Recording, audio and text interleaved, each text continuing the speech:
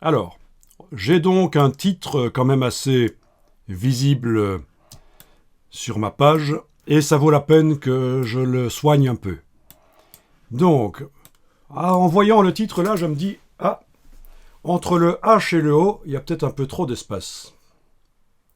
Entre le R et le S, peut-être pas assez. Donc voilà ce que je vais faire. Regardez, vous allez tester après.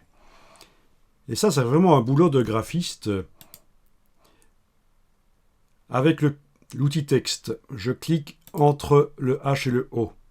Et puis, je vais regarder dans la palette caractères. Qu'est-ce que j'ai ? J'ai un chiffre entre parenthèses ici, pour l'approche de pair. C'est du -11 entre le H et le O. Pourquoi c'est entre parenthèses ? Parce que quand un logiciel Adobe fait pour vous un réglage, le résultat apparaît entre parenthèses. Comme ça, vous savez que c'est pas vous qui avez mis ça, c'est le logiciel. C'est suite au fait qu'on a demandé une approche optique. Dès qu'on va modifier ici, on est sans parenthèse, parce que c'est votre réglage.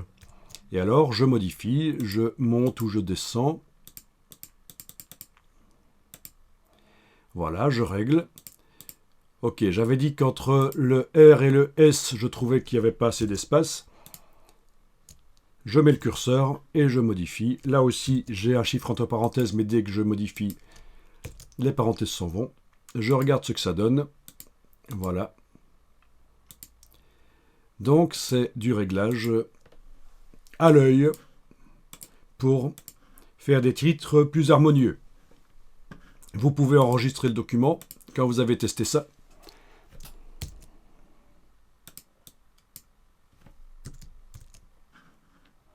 Ah ben non, si on met la même valeur entre tous les caractères, c'est du métrique. C'est du métrique alors. Ça ne va pas.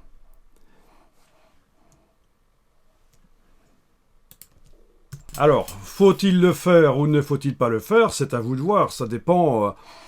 Vous n'allez pas faire ça sur chaque titre dans le flux du texte et chaque sous-titre.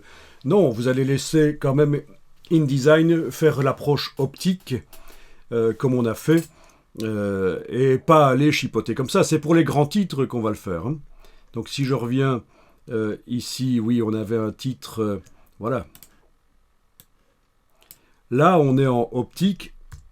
InDesign a déjà réglé correctement l'espacement entre les caractères. C'est vrai que non, ça vaut pas la peine d'aller chipoter à ça. Mais là, on a quand même un texte qui est seul. Ça vaut peut-être la peine de le soigner un peu. À vous de voir. L'approche ici n'est pas parfaite, mais j'ai montré le système de réglage manuel pour aller encore plus loin que ce que InDesign a fait au niveau du réglage.